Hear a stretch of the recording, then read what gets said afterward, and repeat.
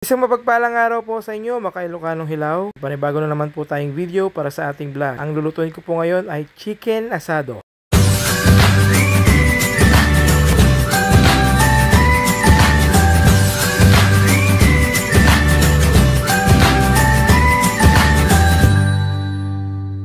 Ang una po natin gagawin dito ay lamasin ng manok sa asin. So, ang ginamit ko dito na asin ay Himalayan salt. So, wala po kaming iodized salt. Tapos, hugasan ng manok ng 2 beses. Yan. So, bali po, natapos na natin hugasan ng manok, ay i-marinate po natin. So, lagyan po natin ng bawang. Katapos po ng bawang ay paminta or black pepper. Tapos, lagyan po natin ng oyster sauce. So, after ng oyster sauce, Himalayan salt. Tapos, toyo or soy sauce. Of course, hindi po mawawalan yan ng vinegar. Tapos, haluin po natin. Pag natapos na pong haluin, ilagay na po sa ref. So, within 24 hours po yan, i-marinate po natin para lasang-lasa ang kanyang sauce. So, ito na po. Gayatin na po natin ang ating kamatis. Bali, 6 po na kamatis ang ginamit po natin dito. So, hugasan po natin ng 2 beses. Pagkatapos natin yan, ganyan po ang paggayat ng kamatis para madaling maluto. After na gayat ng kamatis, sunod na po natin dyan yung white onion. So, white onion po yung gagamitin ko dito para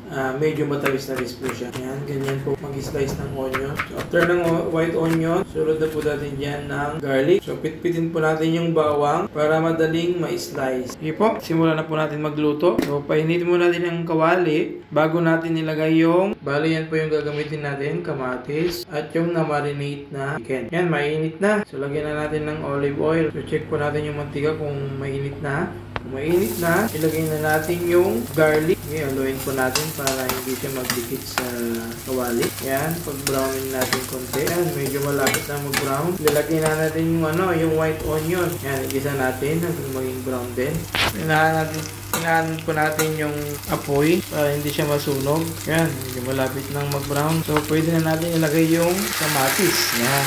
So, isa at lutuin ng maigi ang kamatis. Yan, pag malapit nang maluto, lagyan na natin ng 1 tasang tubig. At, ayan natin kumulo. Takpan po natin. Pwede na natin ilagay yung manok na na-marinate. Yan, pag malapit na maluto, lagyan na po natin ng 1 kutsarang tomato paste para maglasa siya. Yan, spread natin. Haluin po natin para maging even yung gulay. And after that, takpan po natin. Saka natin ilagay yung napag-marinitan para lalong sumarap. So, tikpan po natin. Haluin. Oh, yun sarap. So, lagyan po natin ng brown sugar. So, hindi mawawala yan. Pang malakasang brown sugar.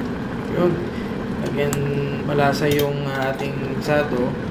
Pwede natin lagyan ng ulit ng toyo. Depende po sa inyo kung gaano kaalat yung gusto nyo. Ganyan lamang po kadali magluto at mag-prepare ng chicken asado. Please don't forget to follow and share. Maraming salamat po. God bless.